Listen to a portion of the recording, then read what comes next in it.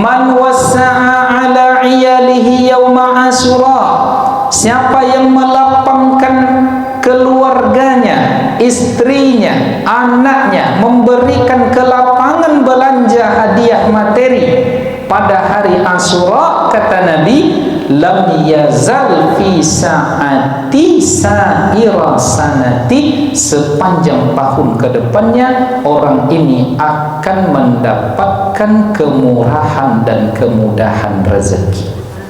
Amin. Jadi apa Bapak, kalau ingin lancar rezekinya setahun yang akan datang, Ariko transfer ke bini masing-masing paling seketik 10 juta.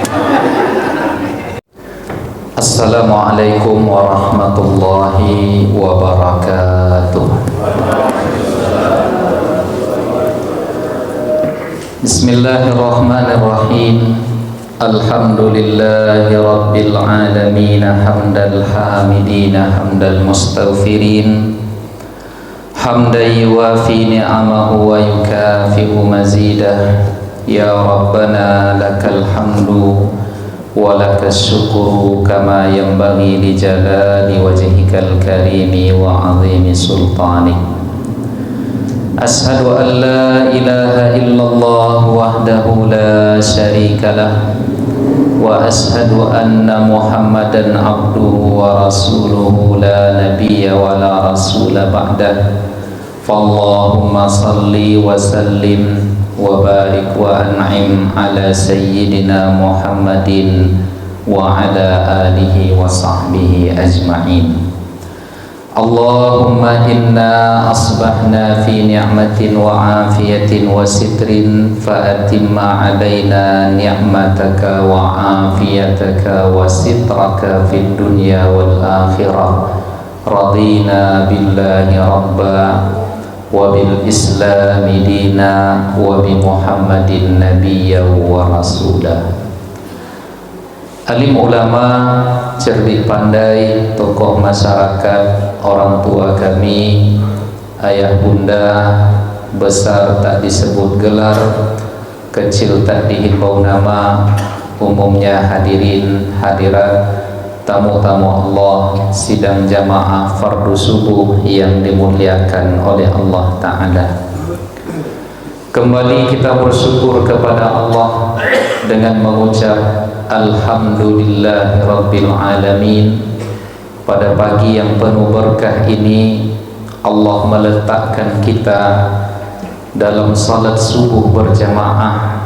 Kita rukuk dan sujud kepadanya, kemudian kita berzikir dan berdoa, dilanjutkan pula dengan majelis ilmu yang kita niatkan dalam rangka i'tikaf. Mudah-mudahan semoga segala apa yang kita amalkan ini memberatkan timbangan kebaikan kita di akhirat kelak. Amin ya rabbal alamin. Kita harumkan majelis kita ini dengan bersalawat dan berkirim salam kepada Nabi kita Muhammad sallallahu alaihi wasallam. Allahumma salli ala sayyidina Muhammadin wa ala ali sayyidina Muhammad. Assalamu alayka ya Rasulullah. Bapak Ibu yang dimuliakan oleh Allah, sebelum kita melanjutkan kajian, seperti biasa kembali kita bersalawat, berdoa ataupun bertawassul dengan bersama-sama membaca salawat kepada Nabi kita Muhammad sallallahu alaihi wasallam. Ya Sayyidi ya Rasulullah, ya man lahul jahu indallah, innal musiina qad ja'u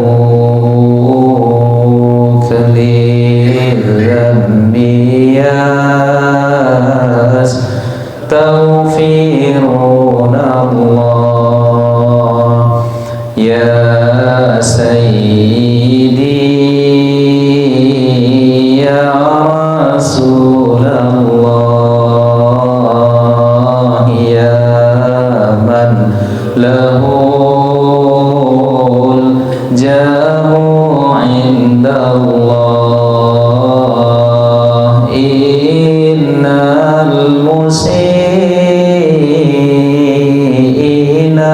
qad ja'uk lidhanbi yastaghfiruna Allah ya imam ar-rusli liya sanadi anta ba'dallahi mu'tamadi falidunyaya wa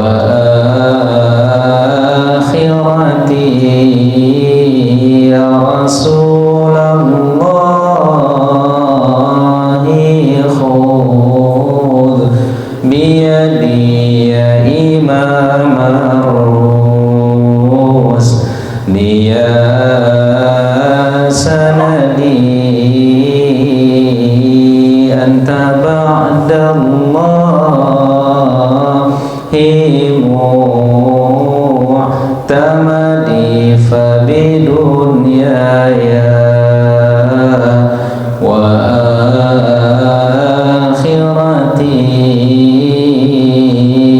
ya Rasulallahi khudh biyadi. Allahumma salli ala sayyidina Muhammadin wa ala alihi wa sahbihi wa barik wa sallim. Allahumma amin.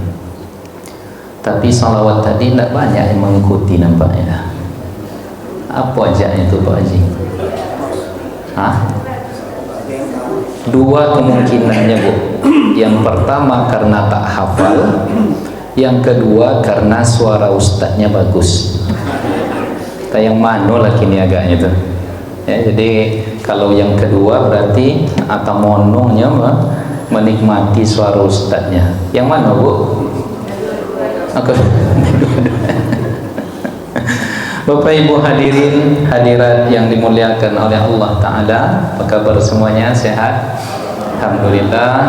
Hadir bersama kita pada pagi ini sahabat-sahabat kita dari komunitas Bikers Subuhan ya, ini wajah-wajah ahli surga nih, wajah-wajah pemuda ahli surga, amin ya rabbal alamin. Bapak Ibu yang dimuliakan oleh Allah, sejatinya kita akan membaca atau melanjutkan kajian akidah Ahlus Sunnah wal Jamaah.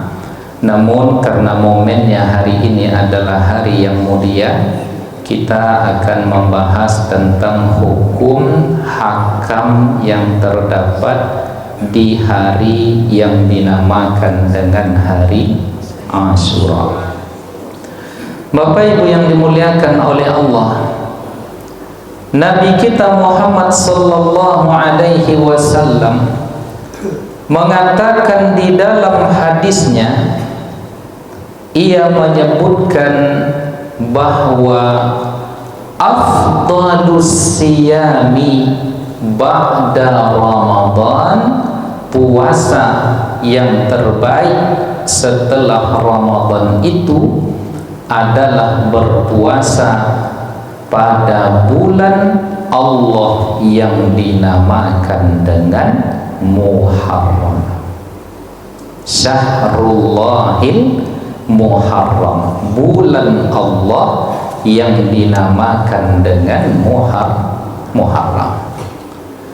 Lalu Nabi melanjutkan, sebagaimana afdalus salati ba'dal fariḍah, salat terbaik yang kita laksanakan setelah salat-salat wajib itu adalah salat tahajud atau salat sunnah kita di sepertiga malam yang terakhir. Jadi di sini Nabi Shallallahu Alaihi Wasallam menyatakan puasa terbaik setelah Ramadan adalah puasa di dalam bulan Muharram. Salat yang terbaik setelah salat wajib itu adalah salat tahajud.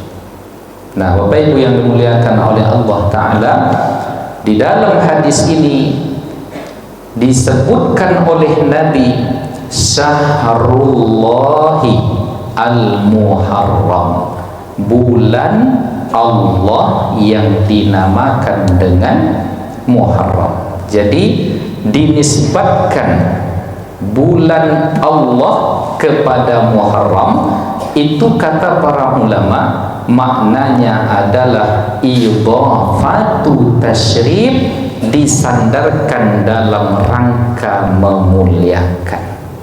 Ya, bukan berarti Allah itu punya bulan, sebagaimana disebut masjid itu adalah Baitullah, rumah Allah. Bukan berarti Allah punya rumah atau tempat tinggal. Jadi dinisbatkan kepada Allah dalam rangka memuliakan. Seperti juga di dalam Al-Quran dikatakan naqatallah, unta Allah.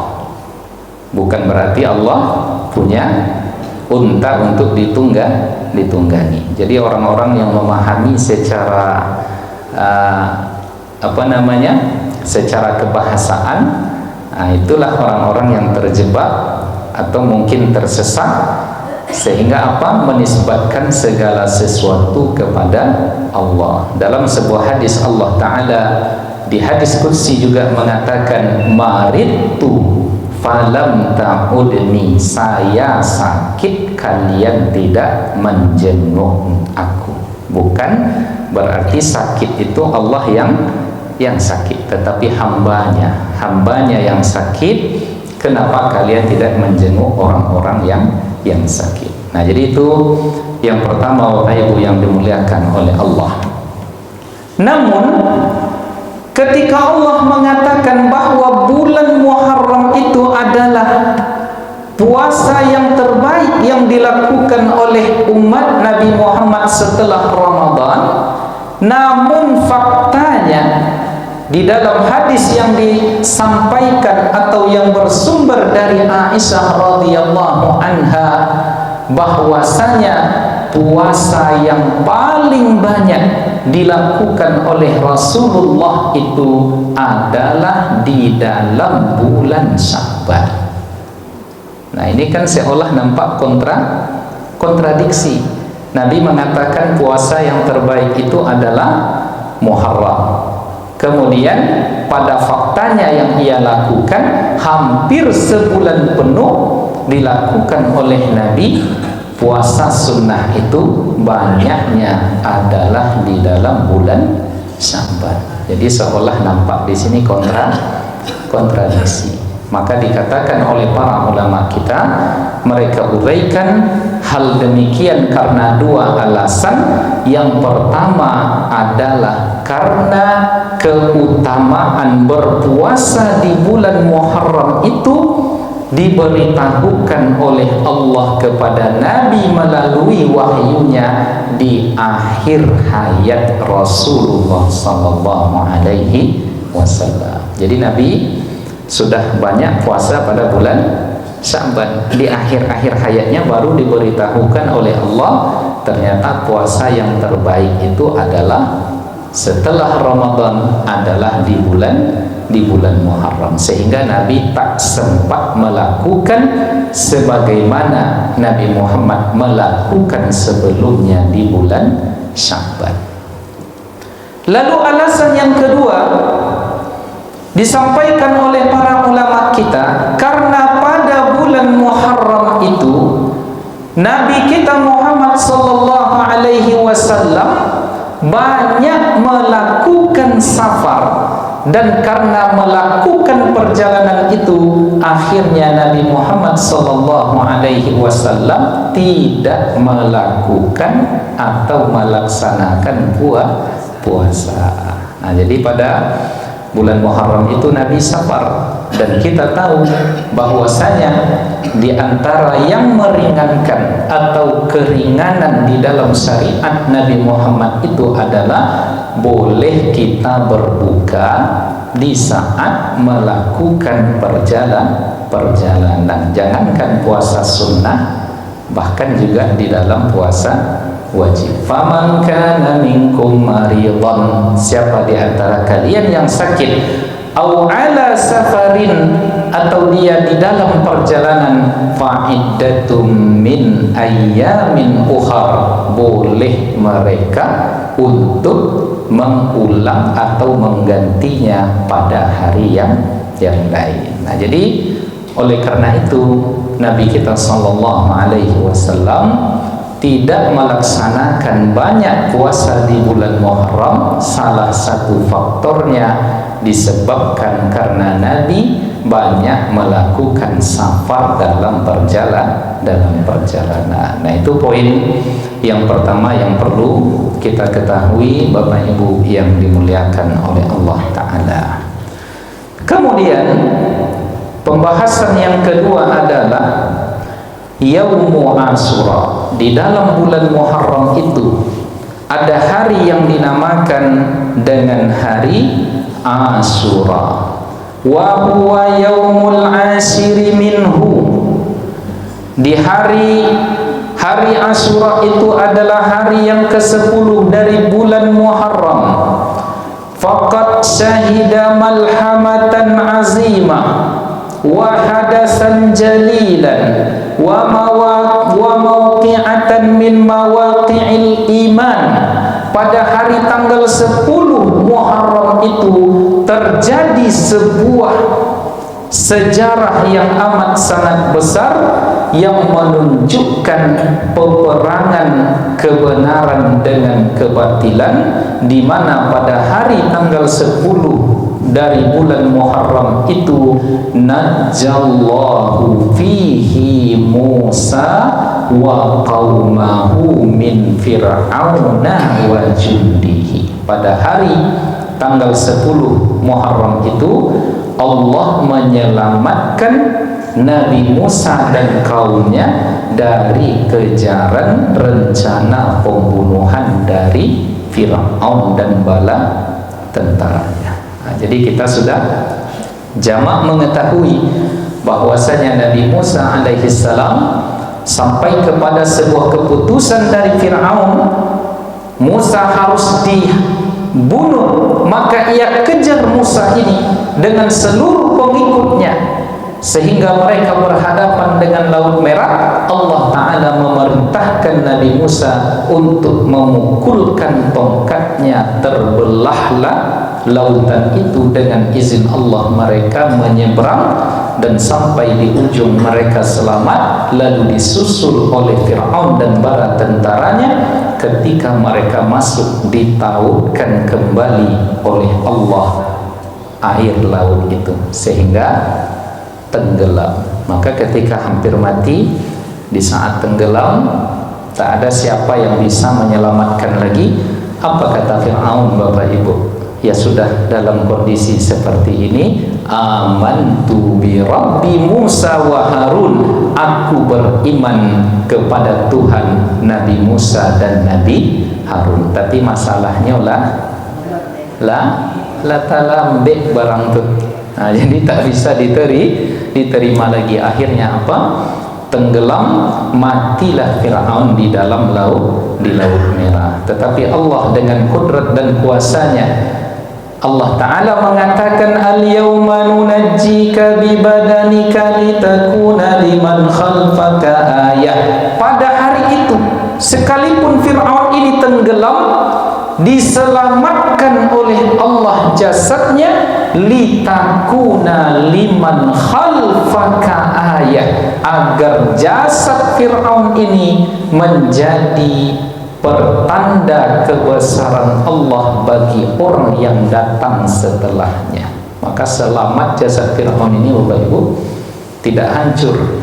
Jadi dulu diletakkan di sebuah museum di kota Tahrir, di tengah kota Kairo di Mesir itu. Jadi saya dulu mula sampai di Mesir itu tidak tertarik untuk melihat Fir'aun ini, ya. Tetapi di tahun akhir, 3 bulan sebelum saya pulang, kata teman saya, yuk kita ke museum. Ngapa kita ke museum? Saya bilang, ya untuk nengok Fir'aun. Ngapa Fir'aun itu ditengok-tengok? Saya bilang. Jadi kata kawan saya ini, Ustaz katanya, Nanti kan kalau ditanya jamaah pulang lapo dan nengok Fir'aun. Ado jawab palope jawab, apa istilah itu Pak? Ya, ada jawaban kita, masa udah 4 tahun 5 tahun di Mesir tak pernah jumpa Fir'aun. Iya pula, masuk pula di akal saya Bapak Ibu. Iya juga lah. Akhirnya ikutlah program di asrama kami pada waktu itu untuk berkunjung ke museum. Saya masih ingat tiket masuk museumnya waktu itu 40 pound. Jadi sampai di dalam, ya, saya tengoklah, oh sampai ke kotak yang di dalamnya peti kaca, yang di dalamnya tersimpan jasad Fir'aun. Jadi kaku dia seperti ini Bapak Ibu. Saya tengok, nak saya tumbuk pajatul rasulnya. Ya, inilah dulu orang yang berani mengatakan ana rabbukumul a'la. Inilah orangnya di depan mata Pak. Ya, itulah orang dulu yang berani mengaku saya Tuhanmu yang paling tinggi. Dan bahkan ia mengatakan wa hazihil anharu tajri min tahti. Ini sungai Nil mengalir di bawah kekuasaanku. Bahkan ia mengatakan, berani ia menyebut mampu untuk menghidupkan dan mematikan. Ya, bagaimana caranya, kata para pendekat, orang-orang pembesar dia, ya, siapa yang saya kehendaki untuk mati saya bunuh, siapa yang saya kehendaki untuk hidup saya biarkan hidup. Pas di depan mata waktu itu Pak, kalau lah bisa ditinju saya tinju muncung itu muncung. Inilah dulu orang yang, ya, subhanallah, ya, sombong sekali, tetapi diselamatkan oleh Allah jasadnya agar menjadi pelajaran. Bersumber dari Ibnu Abbas, diriwayatkan oleh Al-Imam Al-Bukhari dan Al-Imam Muslim. Ibnu Abbas mengatakan, qadima Rasulullah sallallahu alaihi wasallam al-Madinah. Nabi Muhammad datang ke Madinah berhijrah. Fara'al yahuda yasumuna yawma Asyura. Ia mendapati kalangan orang-orang Yahudi di Madinah melakukan puasa pada tanggal 10 Muharram. Faqala lahum, Nabi bertanya kepada mereka, ma hadzal yaumal ladzi tasumuna, hari apa yang kalian puasakan sekarang ini? Qalu, orang-orang Yahudi di Madinah menjawab, hadza yaumun salih. Wahai Muhammad, hari ini adalah hari yang baik. Seperti apa baiknya? Haza yaumun najjallahu fihi bani Israil min aduwihim. Pada hari ini adalah hari yang Allah selamatkan Bani Israel itu min aduwihim, dari musuhnya, dari Fir'aun dan bala tentaranya. Fasamahu Musa alaihi salam. Lalu karena Nabi Musa selamat dari kejaran Fir'aun itu, Nabi Musa berpuasa pada setiap tanggal 10 Muharram. Dan karena Nabi Musa berpuasa, kami pun ikut berpuasa, kata orang Yahudi. Lalu Nabi mengatakan, ana ahaqqu bi Musa minkum. Saya lebih berhak mempuasakan hari ini, lebih berhak kepada Nabi Musa itu daripada kalian, kata Nabi. Ya, kenapa? Karena Nabi Muhammad tentunya punya hubungan spesial dengan Nabi Musa. Yang pertama karena sesama Nabi dan Rasul, dan bukan hanya itu, karena mereka juga adalah sama-sama Nabi dan Rasul yang dinamakan dengan ulul azmi. Jadi di antara sekian Nabi yang ada Bapak Ibu yang dimuliakan oleh Allah, Nabi Musa ini sedikit spesial disebabkan karena ia sering berjumpa dengan Nabi Muhammad sallallahu alaihi wasallam, atau Nabi Muhammad sering berjumpa dengan Nabi Musa. Yang pertama adalah ketika di saat perjalanan Isra dan Mi'raj minal Masjidil Haram, dari Masjidil Haram ilal Masjidil Aqsa, Nabi pada saat itu melihat Nabi Musa yusalli fi qabrihi, salat di dalam kuburnya.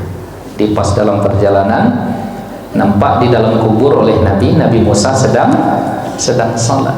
Ya, salat apakah itu? Para ulama mengatakan itu salat bukan salat karena diperintah, tetapi karena kebiasaan dan keinginan dan kebahagiaan dalam melaksanakan salat. Nah, jadi dari sini kita bisa mengambil kesimpulan dan didukung oleh banyak dalil pula bahwa ternyata para nabi, orang-orang soleh, wali-wali Allah itu, orang-orang yang mati syahid, mereka hidup di kuburannya, bertindak, melakukan sesuatu sesuai dengan keinginan dan iradat Allah Subhanahu wa taala.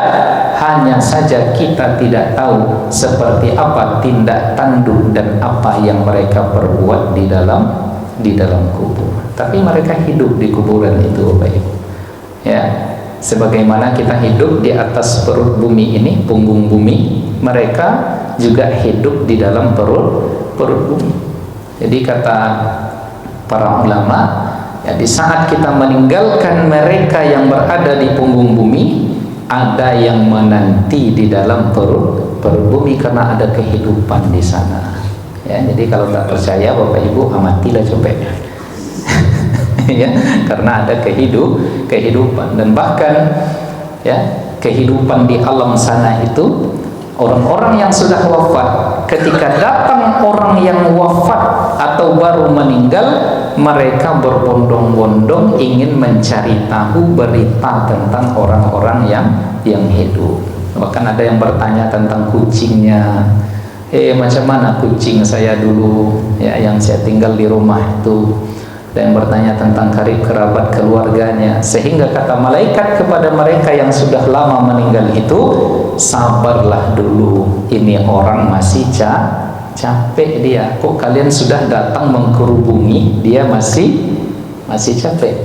Nah, jadi ada walaupun kita berpisah dengan orang-orang yang kita cintai di atas bumi, tetapi rupanya ada perjumpaan dengan orang-orang yang kita cintai di dalam alam yang dinamakan dengan alam barzah. Nah, jadi ada kehidupan. Nah, kemudian Bapak Ibu yang dimuliakan oleh Allah, momen yang kedua pertemuan Nabi Muhammad dengan Nabi Musa adalah ketika mereka salat berjamaah di Masjidil Aqsa. Jadi Nabi Muhammad menjadi imam, di belakangnya adalah seluruh arwah para nabi dan rasul, dan bahkan malaikat-malaikat yang ada ikut salat di belakang Nabi Muhammad. Inilah pujian yang kita sebut atau yang kita ucapkan di dalam tarhim di salat subuh itu, Bapak Ibu. Ya, kan di beberapa masjid ya itu ada tarhim, salatu wassalamu alaik. Ya, kemudian ada lagi kalimatnya, ya arhamar rahimin irhamna. Ada dengar itu, Pak? Nah, kalau kami di kampung sering itu sebelum subuh, 15 menit sebelum subuh, dalam rangka membangunkan jamaah, maka ditarhimkan, dibaca sholawat. Di antara kalimatnya adalah wa rufi'ta ilal muntaha, sebelum engkau diangkat ke sidratil muntaha wahai Nabi Muhammad, wa taqaddamta lis-salati fa shalla kullu man fis samai wa antal imam.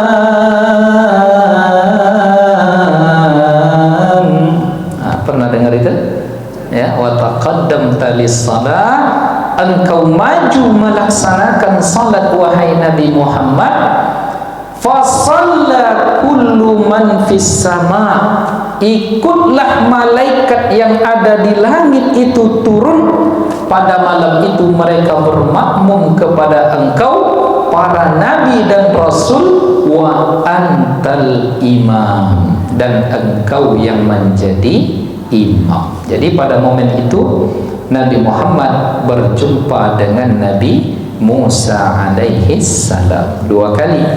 Lalu kali yang ketiga adalah setelah Nabi Muhammad pergi ke tempat munajatnya, kemudian menerima perintah salat, lalu ia turun kemudian di langit yang keberapa?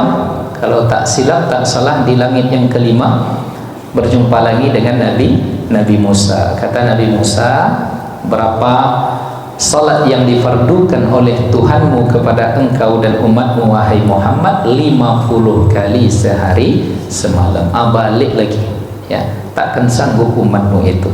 Umatmu itu, ya, lemah-lemah, kecil-kecil, waktunya singkat, ya, minta kekeringanan kepada Allah, ya, sampai falam yazal, begitu terus Nabi Muhammad naik ke tempat munajatnya memohon kepada Allah, bercengkrama kepada Allah Subhanahu wa ta'ala, lalu pada akhirnya menjadi 5 kali sehari semalam. Jadi kata guru kami mengutip di dalam kitab As-Saraful A'la, jadi sebenarnya Nabi Musa itu bukan karena dalam tanda kutip mempertimbangkan banyaknya waktu salat untuk kita.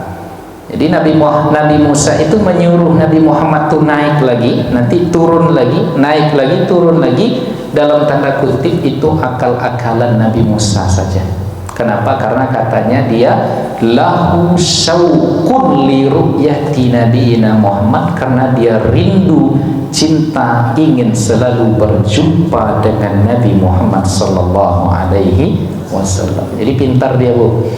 Ya, pas turun, dicarinya alasan, ya, ini tidak akan sanggup umat, naik lagi katanya, nanti turun lagi, jumpa lagi dia, disuruh naik lagi, turun lagi, jumpa lagi. Itu dalam tanda kutip, ya, akal-akalan Nabi Musa alaihi salam. Kan ada di antara kita yang pintar akal-akalan kayak gitu tuh, Pak, ya. Ya, ini contohnya yang bujang-bujang ini kan, ya, kalau untuk berjumpa dengan calonnya dicarinya cara supaya selalu berjumpa. Itulah kira-kira yang pendekatannya Bapak Ibu yang dimuliakan oleh Allah Subhanahu wa ta'ala. Nah, pada hari itu Nabi Muhammad mengatakan, kami lebih berhak untuk berpuasa sebab kami ada keterikatan dengan Nabi Musa alaihi salam. Bapak Ibu yang dimuliakan oleh Allah. Kemudian tentang puasa pada hari Asyura diriwayatkan yang bersumber dari Abi Qatadah, diriwayatkan oleh Al-Imam Muslim, Nabi sallallahu alaihi wasallam mengatakan, siyamu yaumi Arafah, berpuasa pada hari Arafah 9 Zulhijjah, inni ahtasibu 'ala Allah, saya berharap kepada Allah, ayyukaffiras sanata allati qablahu was sanata allati ba'dahu, saya mengharapkan kepada Allah faedah berpuasa pada tanggal 9 Zulhijjah itu mengampunkan dosa setahun yang lalu dan setahun yang akan datang. Wasiyamu yaumi Asyura, dan berpuasa pada hari Asyura 10 Muharram, inni ahtasibu 'ala Allah ayyukaffiras sanata allati qablah, pahalanya adalah mengampunkan dosa setahun yang lalu. Jadi kalau puasa Arafah setahun yang lalu, setahun yang akan datang. Puasa Asyura setahun yang telah berlalu. Nah, saya mau kedua hal ini dibahas oleh para ulama kita. Kenapa ada perbedaan ganjaran dari dua puasa ini? Kalau puasa Arafah setahun yang lalu dan setahun yang akan datang, sedangkan puasa Asyura hanya setahun yang lalu. Kenapa ada perbedaan ganjaran di sini? Disebutkan oleh para ulama kita, di antaranya Al-Imam Al-Khatib Asy-Syirbini mengatakan, ini menunjukkan keutamaan Nabi Muhammad sallallahu alaihi wasallam. Jadi Nabi Muhammad itu Bapak Ibu diberikan syariat murni. Syariat hari Arafah itu adalah syariat Nabi Muhammad, sedangkan hari Asyura syariat Nabi Musa yang masih dipertahankan dan diakomodir di dalam syariat Nabi Muhammad. Jadi dua perbedaan ganjaran ini menunjukkan keutamaan Nabi Muhammad sallallahu alaihi wasallam. Kenapa tadi? Karena hari Arafah 9 Zulhijjah murni syariat Nabi Muhammad, sedangkan hari Asyura adalah syariat Nabi Musa yang diakomodir, tetap dijalankan di dalam syariat Nabi Muhammad sallallahu alaihi wasallam. Nah, ini betapa di sini kita melihat keutamaan Nabi Muhammad dan penghargaan Nabi kepada syariat terdahulu yang ujung-ujungnya adalah rahmat dan kasih sayang dari Allah berupa pengampunan. Coba kita tengok Bapak Ibu, ya, seolah jadi Al-Imam Al-Qushairi mengatakan umat Nabi Muhammad ini sering lalai, sering lupa, sering lemah dalam beribadah, banyak kekurangan. Nah, karena ia tahu umatnya seperti itu, makhluknya, hambanya demikian adanya, diberikan keistimewaan oleh Allah, faddala bainal ayyam, Allah melebihkan antara satu bulan dari bulan yang lain, melebihkan antara satu hari dengan hari yang lain. Agar apa? Agar tetap hambanya ini bersemangat beribadah. Jadi seolah Allah Ta'ala memindahkan dari satu kesempatan terbaik menuju kesempatan terbaik yang lainnya. Contoh, bulan Rajab, bulan haram. Datang bulan Sya'ban, Nabi di dalamnya banyak berpuasa. Datang lagi bulan Ramadan, ada 10 terakhir dari bulan Ramadan, ada satu malam yang dinamakan dengan Lailatul Qadar. Selepas selesai bulan Ramadan datang bulan Syawal, diperintahkan lagi ibadahnya berpuasa 6 hari di bulan Syawal. Selesai Syawal ada Zulqa'dah, awal mulai dari bulan haji. Selepas dari Zulqa'dah datang lagi bulan Zulhijjah. Hari terbaik di muka bumi kata Nabi untuk seseorang beramal dan beribadah di muka bumi ini, tidak ada yang melebihi amal di 10 hari pertama bulan Zulhijjah. Di 10 hari pertama itu ada hari Arafah yang kita sebutkan tadi. Selepas selesai Zulhijjah datang lagi bulan Muharram. Nah, puasa yang terbaik adalah puasa di bulan Muharram, dan di antara hari terbaik di bulan Muharram itu adalah hari Asyura. Dan bahkan Nabi mengatakan iza kanal amul muqbil, kalau tahun depan datang saya masih hidup, saya akan berpuasa pada hari yang ke-9.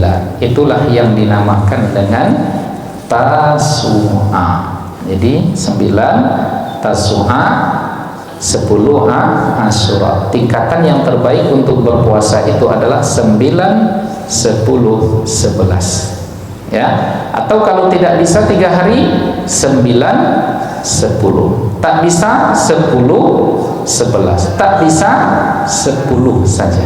Tak bisa juga 10.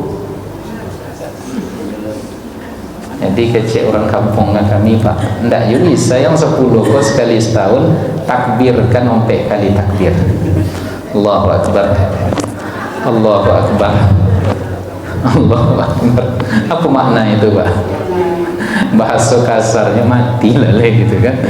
Nah, ini bagi yang tidak, ya, yang tidak memiliki uzur, dia mampu bisa ya minimal pada 10 hari pada tanggal 10 Muharram. Bapak Ibu yang dimuliakan oleh Allah Ta'ala, kemudian Al-Imam An-Nawawi menyebutkan bahwa dosa yang diampunkan oleh Allah Ta'ala di hari Asyura itu, begitu juga di hari 9 Zulhijjah, hari Arafah kemarin, setahun yang telah berlalu, itu jenis dosa yang diampunkan oleh Allah adalah jenis dosa-dosa kecil.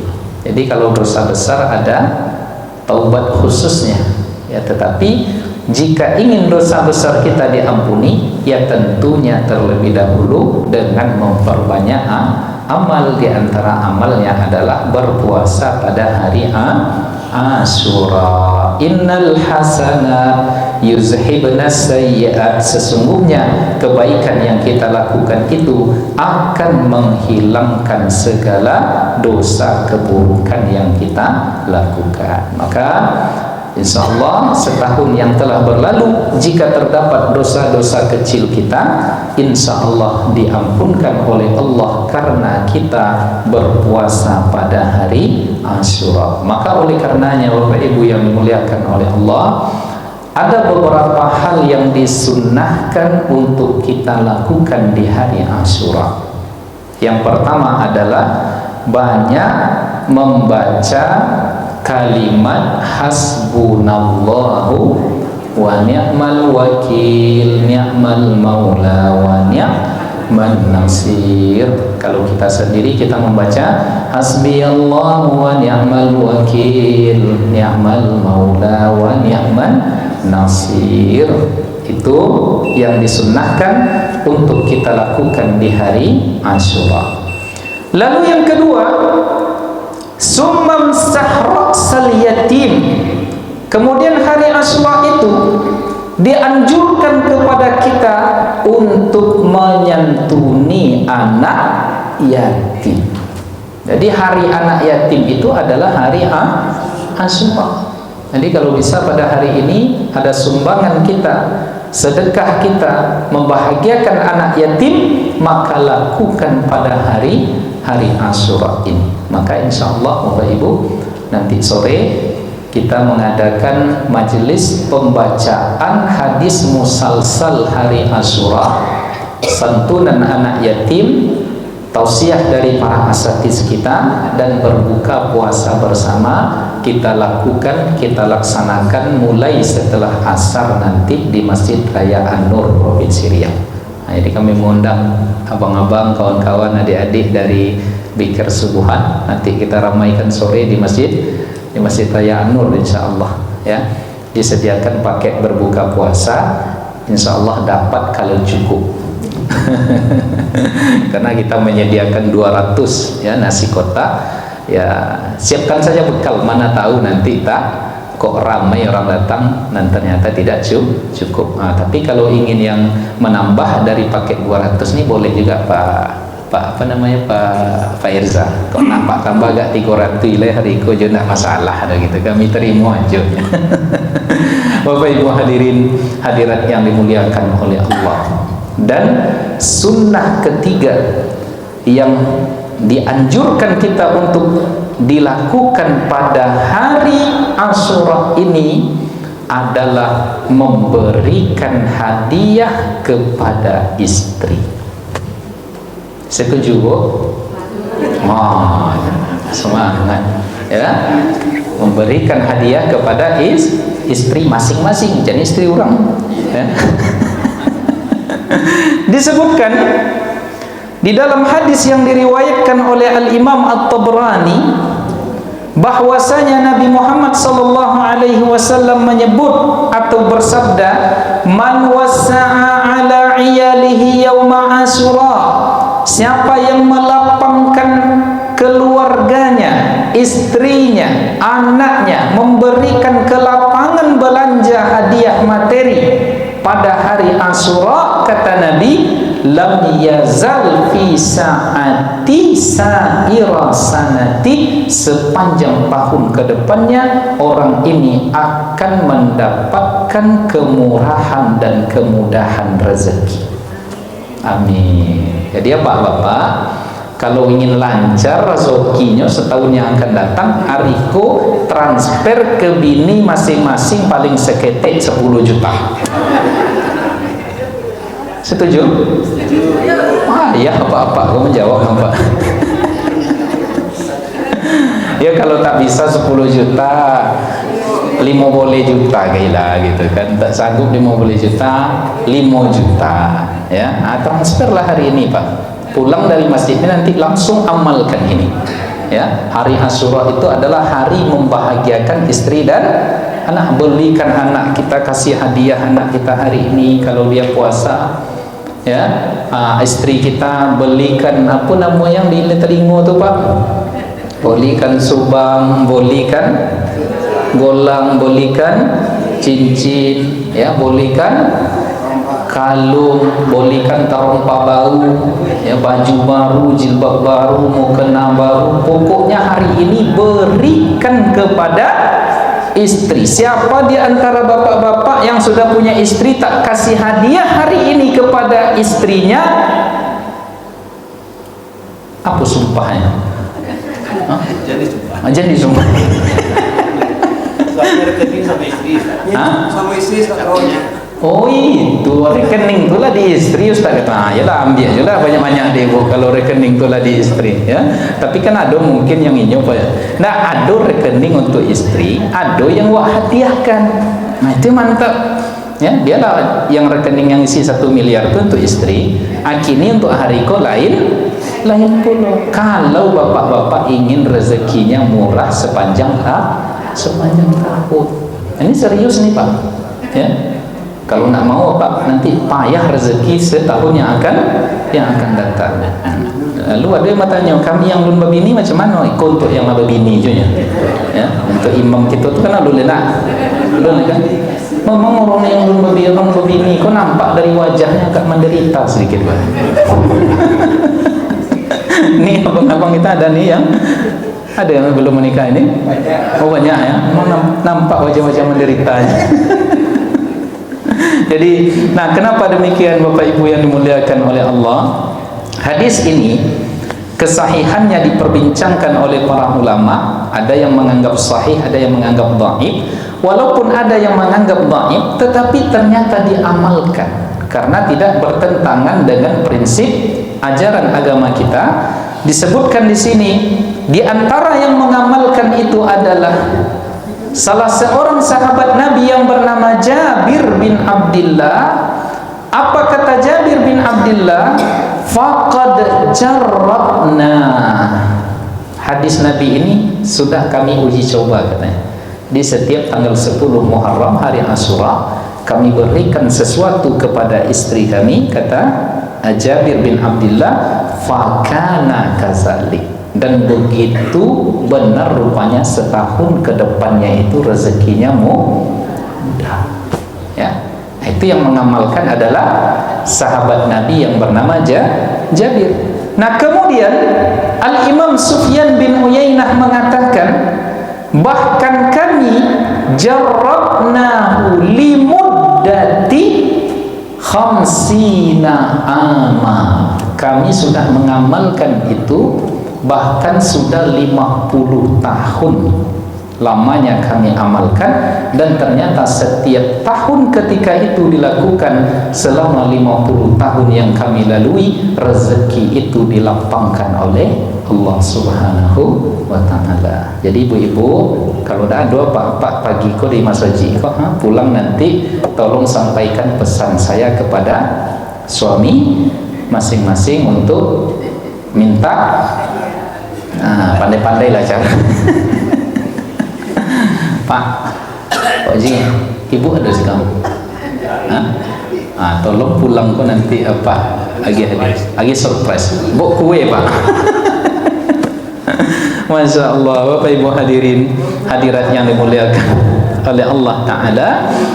Bahkan ulama 4 mazhab mengatakan, diantaranya di dalam mazhab Maliki, Al-Imam As-Sawi mengatakan wa yundabu, dianjurkan pada hari Asyura itu at-tausi'ah 'alal ahli wal aqarib, memberikan kelapangan rezeki kepada keluarga dan karib kerabat. Ada kakak, ada adik kita, ada ponakan, berikan rezeki, jamin insyaallah dijamin oleh Allah setahun ke depannya akan dilapangkan. Kemudian Disebutkan oleh Sulaiman Al-Jamal di dalam hasyiahnya terhadap kitab Fathul Wahhab karya Al-Imam Zakaria Al-Ansari. Apa kata beliau? Wa yustahabbu, dianjurkan pada hari Asyura itu at-tausi'ah 'alal iyali wal aqarib, memberikan hadiah, melapangkan keluarga dan karib kerabat. Kemudian wa tasadduqi 'alal fuqara'i wal masakin, memberikan sedekah kepada fakir dan miskin, min ghairi takallufin, semampu kita.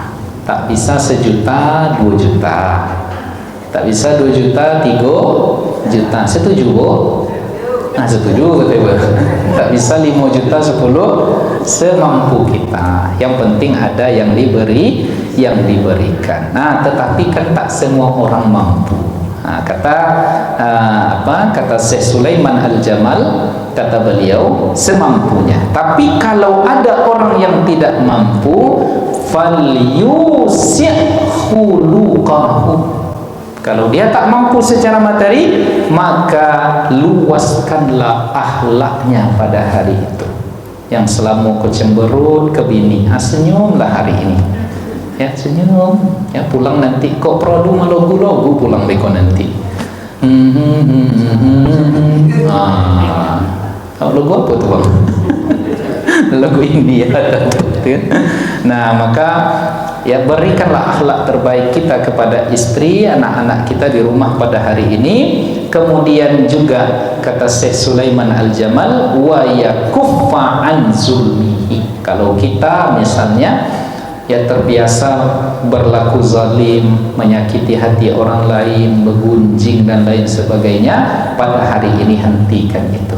Ya, misalnya selalu komentar yang tak baik di medsos, hentikan itu. Yang ini adalah hari yang agung. Nah, oleh karenanya Bapak Ibu yang dimuliakan oleh Allah Subhanahu wa taala, sehingga dikatakan di dalam diwakili oleh mazhab Hanafi, Al-Imam Ibnu Abidin di dalam kitabnya Raddul Muhtar mengatakan, na'am, benar, hadisut tausi'ah, hadis dianjurkan kita memberikan hadiah, kelapangan rezeki kepada keluarga karib kerabat, sabitun sahih, itu sahih, kata Ibnu Abidin, sebagaimana yang disebutkan oleh Al-Imam Al-Hafiz As-Suyuti di dalam kitabnya yang berjudul Ad-Durarul Mansur. Maka oleh karenanya fala ba'sa fima zakarta in fa'ala biqasdi tausi'ah al-waridah, maka tidak apa-apa pada hari ini sangat dianjurkan kita untuk memberikan sesuatu kepada istri dan keluarga masing-masing. Itulah barangkali Bapak Ibu yang dimuliakan oleh Allah, untuk mengingat-ingat kaji, menambah ilmu kita, mengokohkan iman kita agar bisa kita amalkan. Mudah-mudahan panjang umur, sehat badan kita, segala musim-musim kebaikan bisa kita amalkan dengan baik, yang dengannya insyaallah selamat hidup kita di dunia dan selamat pula hidup kita di akhirat. Sebelum kita tutup, mungkin ada pertanyaan, kami persilahkan.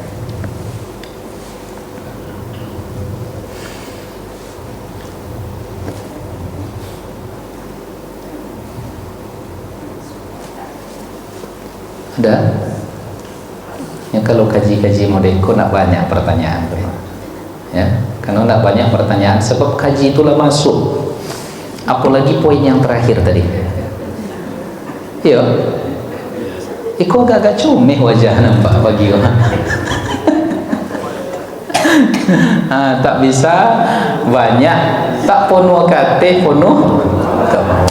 InsyaAllah pulang dari masjid ini insyaallah ada hadiah yang kita berikan kepada istri masing-masing.